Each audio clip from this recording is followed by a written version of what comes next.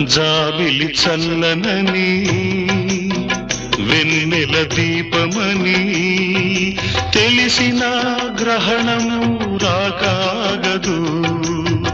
పూలు లలితమని తాకితే రాలునని తెలిసిన పెనుగాలి రాక ఆగదు. హృదయం అద్దమని పగిలితే అతకదని తెలిసిన మృత్యువు రాకాగదు.